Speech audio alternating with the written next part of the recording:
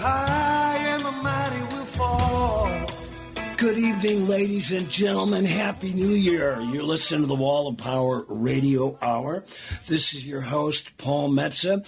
Delighted to have my guest and my old buddy Larry Long on for the whole show tonight as we kick off the year 2024 and the Wall of Power Radio Hour. In just a few months, we'll be celebrating our 10th anniversary. So we've got a great guest in the lineup to our 10th anniversary. First show of 2024.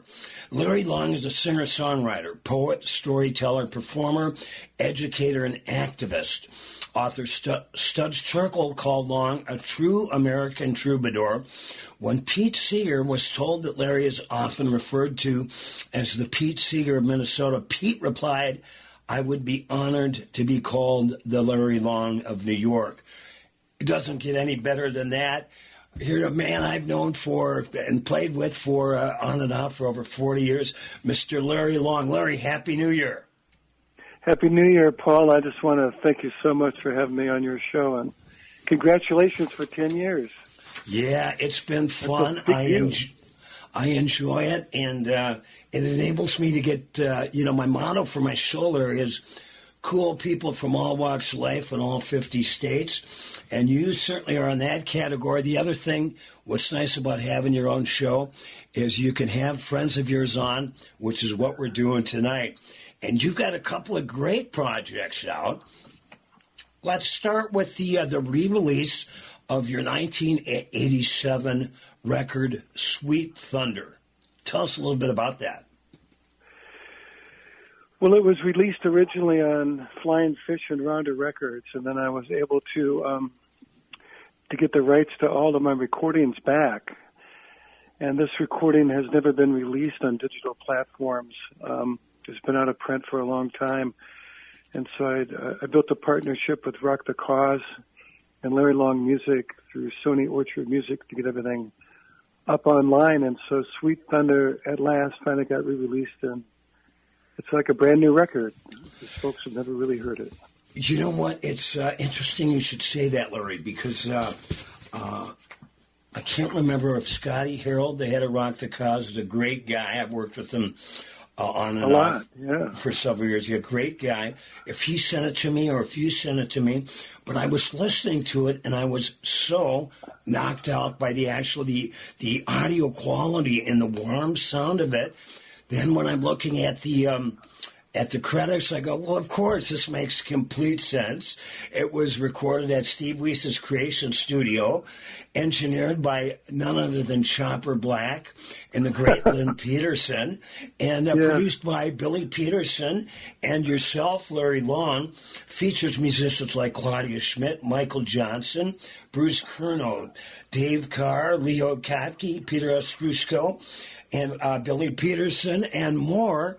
So how can it not be anything but a really stellar project? So I'm really, I don't remember hearing it when it first came out, but it really, the songs are great. The fidelity is phenomenal. So 5 stars on it. Chopper Black and Lynn to thank for that, especially Chopper. We just slaved over this. It was a labor of love. I'm really grateful. And Billy Peterson, of course, is a genius of Billy P. He brought in Michael Johnson and Leo Kottke into it, and that really transformed the record, I would say. Well, not only does Billy Peterson is one of the best bass players in the world and a great producer, but he's also got a pretty cool Rolodex. So it was cool when I saw that Leo and Michael Johnson, may he rest in peace, played on your record. It must have been a lot of fun seeing those guys walk through the Creation Studio doors. It was just wonderful, and they're just wonderful people. They're good people with good hearts, and Michael, as you said, God rest his soul, what a gentle, kind heart. And master guitar player besides a vocalist. And very kind human being, and miss him greatly. Yeah. So you were on Flying Fish Rounder. I believe you had a record or two on Smithsonian. Am I correct there, Larry? Yeah, I have 3 recordings on Smithsonian Folkways. Wow. One actually, I was put into a compilation of children music, and I have a song in that collection along with Woody Guthrie and Huddy Leadbelly and Cisco Houston and Pete Seeger. So it was released by Smithsonian Folkways in like 2001. So I'm very honored by that. Well, that's pretty good company. Larry, it brings me to my next question. Of the biggies you just mentioned, who was your first major influence, Woody Guthrie or Pete Seeger? It was definitely Woody Guthrie. I mean, it was through Bob Dylan, of course. Listening to his early records, Freewheeling and that stuff. And then when I heard his song for Woody, I got drawn to Woody, and I actually picked up the book Bound for Glory. And it was really through the book of Bound for Glory that I kind of dedicated my life to this tradition, because I had a lot of tragedies when I was young, and Woody had a lot of tragedies when he was young. And Woody came out of it with the slogan, we're born to win, we're not born to lose. And I needed to hear that at that time of my adolescence. And so I just set out with a guitar to do it, yeah. So how old were you at that point, Larry? Well, my father passed when I was 12, and I picked up the guitar shortly after. And I think I could have read Bound for Glory when I was 14. Okay. And it transformed my life. And, out of that, I dedicated a lot of my life to that tradition. And I actually went to Okemah, Oklahoma, and I'm the person that brought Woody Guthrie home with Children of Oklahoma in 1987, and that recording is going to be re-released soon. It was a live recording from Okemah, Oklahoma, Woody's hometown, recorded on December 1st, 1988. So tell us about, because I've always had such admiration for you, Larry Long, for bringing Woody's legacy, life, and travels back to his hometown of Okemah. What was that journey like? Because it wasn't all roses, correct? Well, none of this is roses, right? Life is a struggle. And well, I get that. I was so much younger then, and when I went into Okemah, Oklahoma, I actually was first brought into Tulsa, Oklahoma, to sing for Woody Guthrie tribute as part of the Mayfest celebration in 1980. And then the folks there in Oklahoma they adopted me. They thought that what I was doing was in the Woody tradition, and I got sent out all over the state of Oklahoma to the State Arts Board to actually write songs with youth in the tradition of Woody Guthrie. And so I circled Okemah over a 3-4 year period, working in these Dust Bowl towns. And eventually when I came into Okemah, I had built enough of a good reputation in the state that the local principal, Dr. Larry McKinney, took me right under his wing and said, we want to do it here, and it's time that we bring Woody home. And so through the good graces of Dr. Larry McKinney and other local folks like Olin Edwards and Carolyn Price, remarkable good people with the same sense of humor of Woody. Because Woody Guthrie, his lyrics and humor came right from the heart of that red dirt of Oklahoma. Mm-hmm. And people of Okemah were cracking jokes like Woody, and I would just laugh at all the time because they're funny and they're really, really good people. And so anyway, it was really through working with the children that we were able to do it, because there were a couple of folks who were really opposed to bringing Woody home, a banker and a mortician who I met and one I became friends with, but I had to sleep with one eye open. I was afraid a rifle would be drawn and put me out of my misery, because it got pretty intense. I have very large archives of this whole thing. I'm not writing a memoir to include it, but I became a target of a lot of people's vengeance once I succeeded in this celebration. So it was kind of tough. because they all consider him a crazy communist. And getting back to your the concept of Woody's humor, I always loved his line. He said, "I'm not a communist, but I've been in the red most of my life." We're going to listen to Larry Long's song, Road to Freedom, right now. We got Mr. Long on for the whole show tonight on the Wall of Power Radio Hour.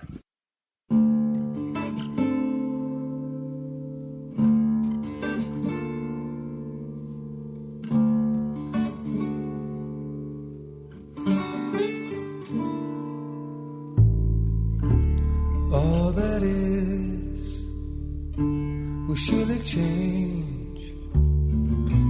Flesh will go, but the heart remains. We all ride a single train. It's life's only road to freedom.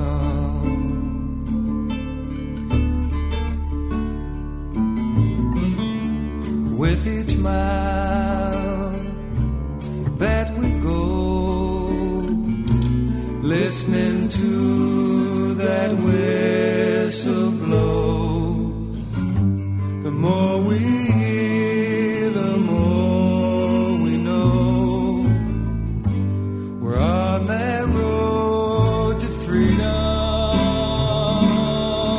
We're on that road to freedom. Yes, we're on that road to freedom. We have been to both sides. Walls can't hold what love won't hide. Papers talk, powers lie. People, we know that road to freedom. Yes, we're on that road to freedom. Yes, we're on that road to freedom.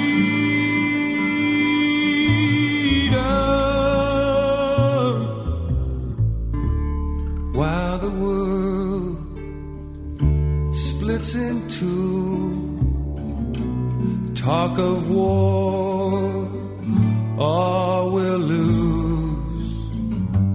Let us sing, let us choose to bridge the walls to freedom.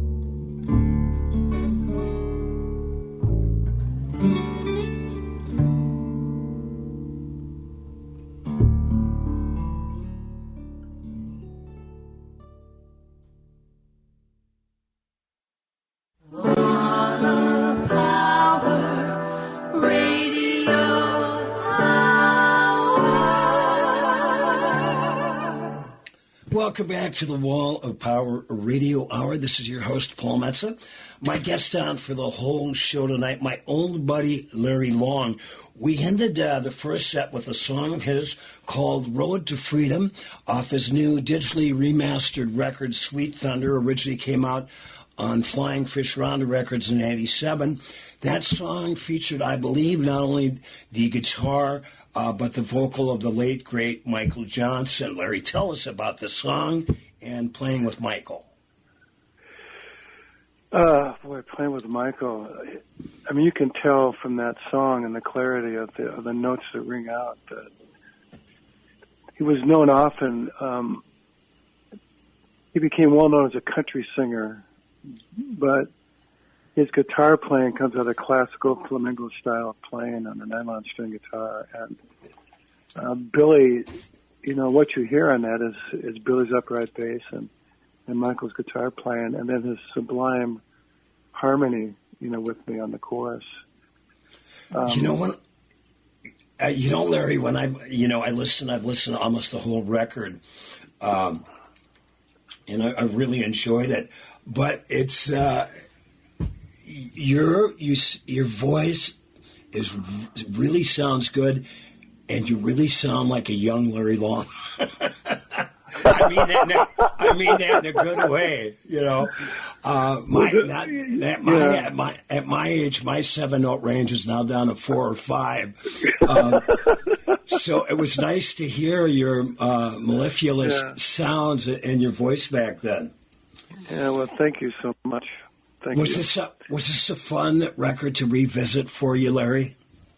Extraordinary, and also the songs where they come from. They come out of a very deep place, because in the 1980s, I was on the road almost 365 days a year, and I was not only traveling the entire United States performing, but Road to Freedom was written when I was invited to perform in Berlin, and I performed in both East Berlin and West Berlin.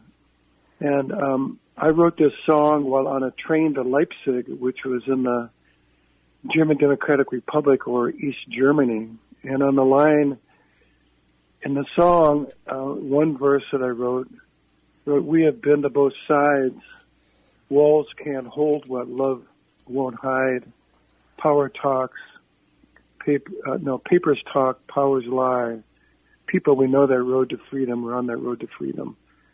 And it was really a call out to the good people that were on the east side of the wall. And gratefully that wall came tumbling down. But during that time I was there, the East German government, they had like one record company, and they wanted to release my first album called Living in the Rich Man's World. And I was negotiating with them from their office, and right outside their window was the Berlin Wall. And I said, well, I would be happy to have it released in your country if I can control the liner notes. Right. And they said, why would you want to do that? Yeah, nine. I said, because one is I love my country. I don't necessarily love everything my country does, but I'm going home. Right, no doubt. Hey, tell us a little about riding the rails with Fiddlin' Pete. Oh, man. Fiddlin' Pete's going to be with us at the Dakota Jazz Club on January 13th. He's flying in from California to join us with Michael Bland on the drums and Jacqueline Alton on cello and Liz Draper on bass and Robert Robertson and all that stuff. But anyway, Pete and I in our 20s,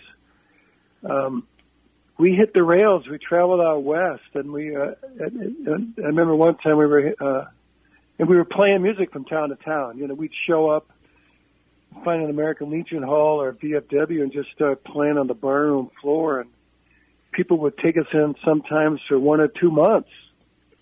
And then I would write songs out on paper bags and with magnets, hook the lyrics onto the refrigerators, and we'd leave town. And we had people were so gracious, and it was the working class people that took us in. A lot of poor folks, working people, miners, lumberjacks, your rank and file people, which has really became kind of the foundation, I would say, of my life work, is loyalty to those people with those generous hearts, that took us in, gave us a place to stay when we were down and out. But we were in Missoula trying to hitchhike out, and we couldn't catch a ride, so we went into the freight yards to hop a freight. And the yard bull came up and told us to get out. And then we looked at him and said, "Would you like to hear the Orange Blossom Special?" Right, there you go. and we pulled out the guitar. Pete pulled out his fiddle. Wow. We played the Orange Blossom Special. He was so lit up. We were done. He goes, "Look, don't tell anybody I told you this, but that's the train you want to get on." And he goes, "And that's the boxcar you want to get in. And here's here's a piece of wood to pound into the door so that it slams shut when it goes over the Great Divide. Now get your ass in there and lay down. And we hopped in, and we took off, man. And as we were crossing intersections, I had my dog with me too. Wow. A dog's name was Dubious, and the late David Carr gave me an award for the best named dog in the Twin Cities. And we faked fist fights in front of intersections like we were in a cartoon. And I'll never forget kids in the back seat of their parents' car watching us, and their eyes lit up. They're pointing their finger. You could see them scream, "Dad, Dad, look at those guys." Wow. And then we went up, man, over the Great Divide, and it was the most sublime, beautiful panorama of this beautiful land that we have in the United States. Looking and then going over bridges that didn't have any railing, so I could look down 1,000 feet into river gorges, and then going through tunnels that were over a mile long, and it was extraordinary. But when that train came to a stop in Oregon, it shifted from the Burlington Northern to the Union Pacific. And the Burlington Northern has a history of being far more gracious to hobos and bums, Mm-hmm. But the Union Pacific does not have that history. And we tried to hop a freight south, and then we got slammed out of the freight yards, and it was back to our thumb. Yeah. Well, it's something that... So that's one of the stories, yeah. Yeah, that's something you really have to kind of do as a young man, right? Of course. Yeah. And, we grew up in an era that it was so much easier to do that, Paul. This generation now has a much heavier load to carry, and regretfully, there's such this paralysis of fear that has taken over with people that they've lost their trust in others and strangers. And I think it's our role as artists still to bring that trust and love back to the people, to realize there's nothing but fear itself. Well, as a good friend of yours and a man I had a chance to hang with 2 or 3 times, Pete Seeger, I remember him telling myself and John Wesley Harding, we were sitting around playing the rehearsal before the tribute to Woody Guthrie at Case Western University. And you know how Pete used to speak in that really great New England accent. And he goes, unbelievable. Now, gentlemen, I just want to remind you, if you're singing and you have 5, maybe even 10 people in front of you, make sure they at least sing along on one song. So tell me about the first time you met Pete Seeger. Well, I met Pete Seeger actually through the late Governor Elmer Benson, who was the farmer labor governor of Minnesota after Floyd B. Olson. And I was singing on the farm strike, the American Ag Movement farm strike, which eventually went on a tractorcade to Washington, D.C. with farmers and documented that entire trip. And anyway, I was singing in Appleton, Minnesota, and there was Elmer Benson, who was very elderly, leaning on a cane, and I sang a version of This Land Is Your Land, and he looked at me and goes, "You remind me of Woody Guthrie and Pete Seeger." And I looked at him and said, how do you know them? And then I found out he was a governor, and then he told me about the time when Woody and Pete came to Minnesota during the lumberjack strike, and they sang for the lumberjacks. Yeah. Right, and they sang for the lumberjacks, and then unbeknownst to me, Elmer called up Pete Seeger and told him about me and said, "There's this crazy guy that's running around like you and Woody did." And when I arrived in Washington, D.C. on a 100-mile-long tractorcade, that was like in 1988, 89, I get a phone call in the strike office, and they say, Larry, somebody's calling you. His name is Pete Seeger." And I get on the phone, and then Pete starts talking about him singing for the striking dairy farmers back in the Great Depression, and then he invited me up to his home. And we became close friends ever since. And a matter of fact, the first time I played music with him was at the Prom Center in St. Paul they were doing a tribute for Governor Elmer Benson, and Pete flew in. I had just returned from organizing farmers in Tennessee. He saw me. He put me up on stage with him. And when you're on stage with Pete Seeger, the room changes. Yeah.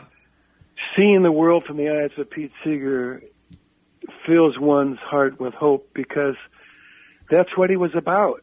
I mean, when he got on stage, I mean, he had his dark side like all of us, and but he knew what his purpose and calling was, and he was abided by it. It kind of, sounds like a cliche, but he kind of did teach the world to sing. I had the great folk singer Dar Williams, who lives in the Hudson Valley, on my show a few years ago. And she lived right up, not too far down the road from Pete. She told a great story about going to the hardware store one Saturday to see Pete Seeger buying a hammer. We're going to listen to a song by my guest Larry Long. This is called a song he wrote called Love Will Lay Hatred Down, which actually fits into the whole thing about Pete Seeger, because I wrote Love Will Lay Hatred Down when I was on a Soviet American peace cruise down the Volga Mississippi River, and the chorus comes out of a Dene prayer, but the last verse is a verse for Pete Seeger to this song, and it's exactly about what we were just talking about with Pete. And specifically what inspired that was the Boise Peace Quilt that was made and woven and given to Pete for his work for world peace. And that's what this song is about. Love Will Lay Hatred Down by Larry Long. And then one more set with Larry on the Wall of Power Radio Hour. There's a woman from Japan folding paper with her hand, singing songs of peace.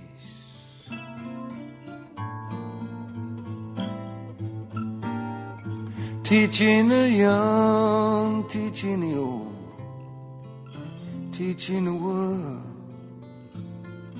how to fold paper cranes of peace, flying now.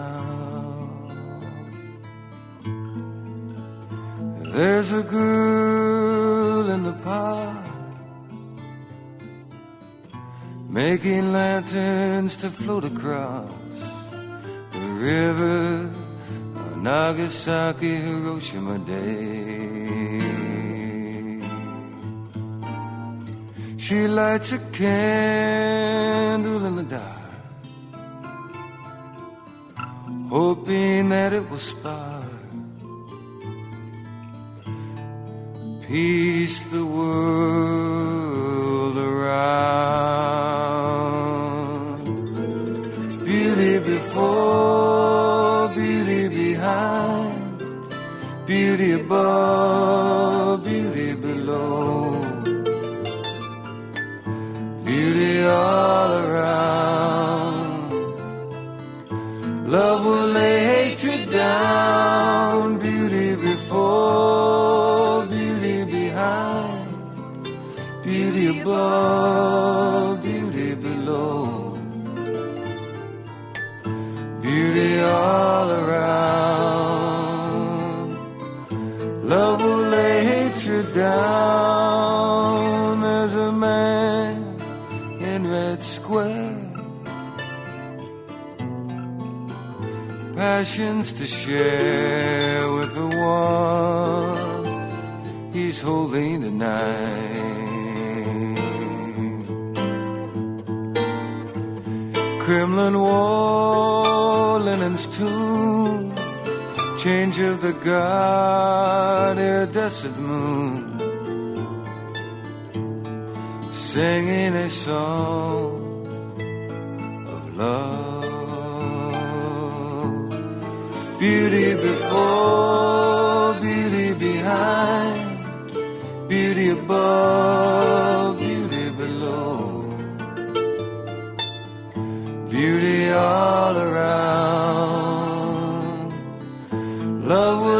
hatred down, beauty before, beauty behind, beauty above, beauty below, beauty all around. Love will lay hatred down.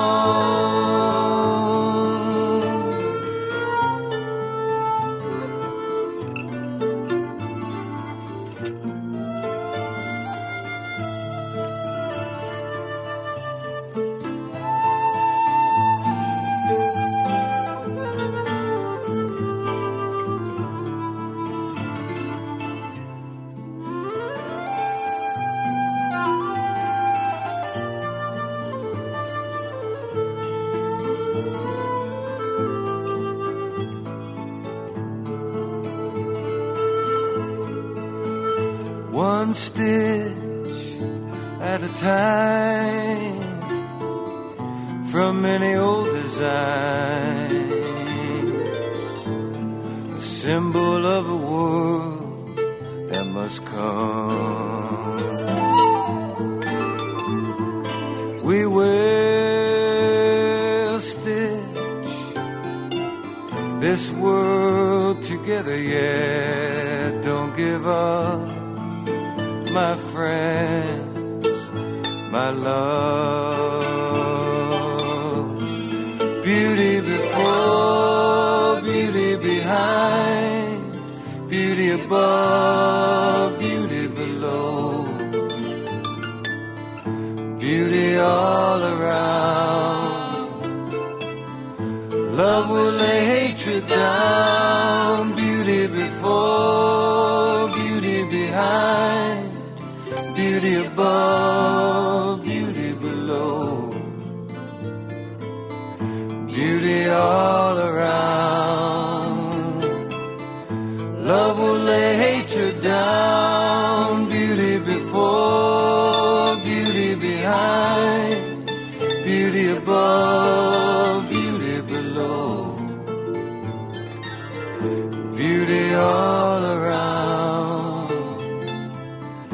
Love will lay hatred down, beauty before, beauty behind, beauty above, beauty below, beauty all around. Love will lay hatred down.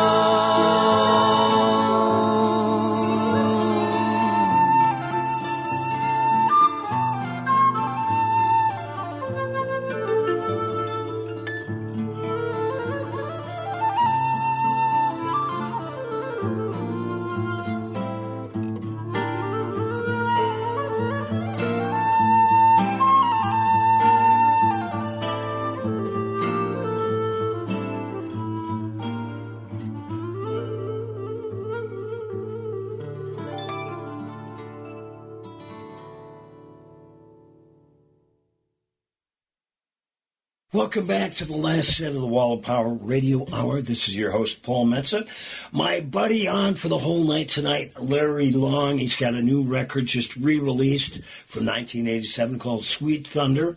Beautiful record. And he's got a big show coming up on January 13th with his American Roots Review at the Dakota Jazz Club, downtown Minneapolis, 6:30 and 8:30 show. Tickets at dakotacooks.com. Larry, tell us a little bit about the show before we hear this last song off Sweet Thunder. Well, we got two shows, 6:30 p.m. and 8:30 p.m., and the 6:30 is pretty close to sold out, but the 8:30 show still has some good tickets. Plus, the second show tends to be the loosest and the most fun. But with American Roots Review, this is our 10th year celebration of American Roots Review, a matter of fact. And it got started 10 years ago with my buddy J.D. Steele and I. But on this show, we have Robert Robertson, Tanya Hughes Kendrick, myself, Barbara Cohn, Billy Steele, drummer Michael Bland, celloist Jacqueline Alton, Jeremy Irvasacker, Fiddlin' Pete, Liz Draper, and Alana Dickinson Gabe Anikwad, who's going to be opening the performance with a dedication to the water. So it's it's an exciting evening with a lot of really good music that moves from rhythm and blues to gospel to old time fiddle tunes. It sounds like a wonderful evening of entertainment, Larry Long. Tell us where people can track down the new re-release of Sweet Thunder. They can get Sweet Thunder at Bandcamp, under my handle, Larry Long. It's available on like all the digital platforms, Apple, Spotify, you name it, and you can download it and get it or stream it. Tell us, number one, Larry, thank you so much for being with us, the first show of 2024. We wish you a lot of good luck, a lot of love, a lot of record sales, a lot of good gigs in the upcoming year. I hope to see you in person one of these days. But tell us a little bit about the song Water in the Rain. We're not going to be able to feature the whole song, but it's you consider it one of your greatest works. So introduce it. There's an elder by the name of Amos Owen who lived on Prairie Island on the Mississippi River from the Dakota, Metawakanton community. And back when I was organizing on the Mississippi River, Amos would bring me into his sweat lodge, and we would do ceremonies for the Mississippi River and for the hope that one day it would flow clean. And Amos Owen is a direct descendant of those who were hung in Makato, Mankato in 1862 by Lincoln's decree when there was the war between the Dakota Nation and the United States because of treaty rights violations and also the Dakota people were starving, and the annuity payments were withheld because of the Civil War. So the war broke out, and there were going to be 303 Dakota hung, but Abraham Lincoln broke it down to 38. It was the largest mass hanging in U.S. history. And Amos Owen wanted me to write this song. He asked me to write this song with him, and together we did. And you will hear Amos's voice reciting the names of the 38 who were hung in Makato back in 1862, one day after Christmas. Larry, thank you so much for all your great work. Good luck at the Dakota Jazz Club, and best regards for 2024. Thank you so much. I have great respect for you. Travel well, my friend. Thanks, Larry. All right, Water in the Rain by Larry Long.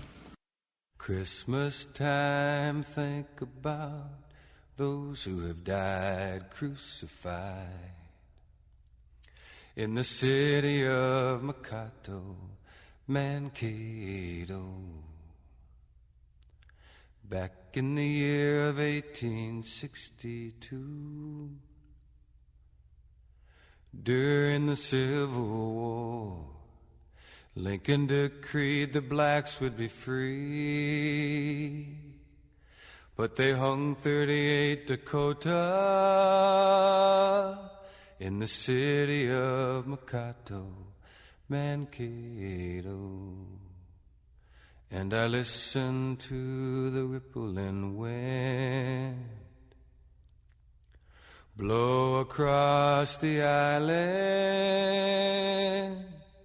Listen to the elders speak of the young ones a-dying. Shall we die like the buffalo, we ask of you, grandfather? Shall we run like water in the rain, in the land of many waters, water in the rain?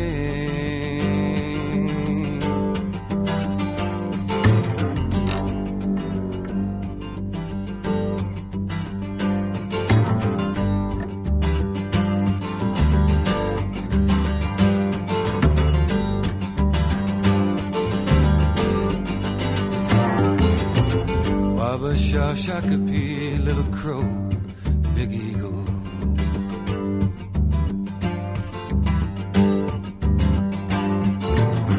Blanket pulled over their eyes beneath the churchyard steeple.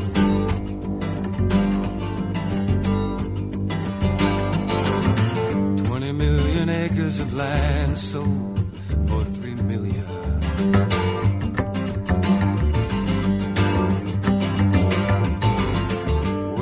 careless as a rope of sand dangling from the ceiling.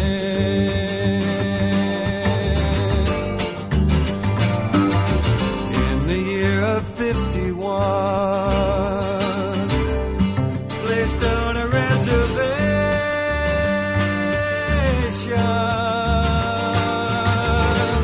by the winter of 61. Of starvation,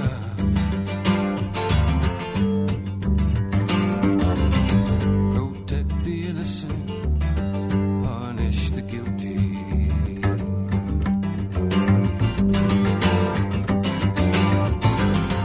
Little Crow, he declared, what good is this treaty?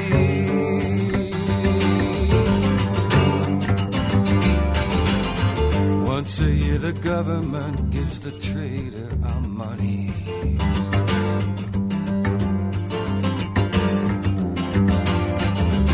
Standing outside his door he'd grasp, if you're hungry.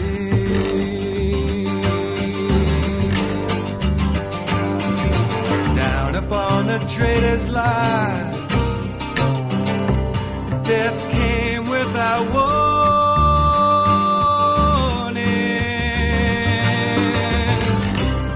He could not dodge. He grasped the very morning.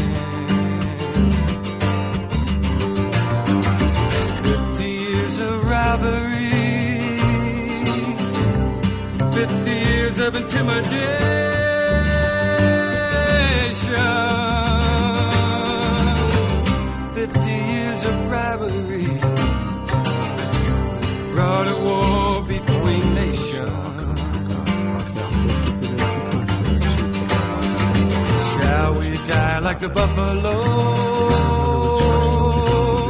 We ask of you, grandfather. Thanks for listening to the Wall of Power Radio Hour. The show is produced by Paul Metza, engineered by Patrick Lilia. We'd like to thank our guest, Larry Long. And for all you music lovers, also, the Cedar Cultural Center kicks off its 35th year with a special concert on January 12th featuring rock, reggae, punk, ska favorites, the Mumblebugs. You can follow me at paulmetza.com. My books are for sale at finer bookstores everywhere. If you're ever up in Duluth, I play at the Blackwater Lounge every Wednesday from 6 to 8 p.m. right downtown in the Zenith City. And like my dad used to tell me, remember to be kind and make someone happy.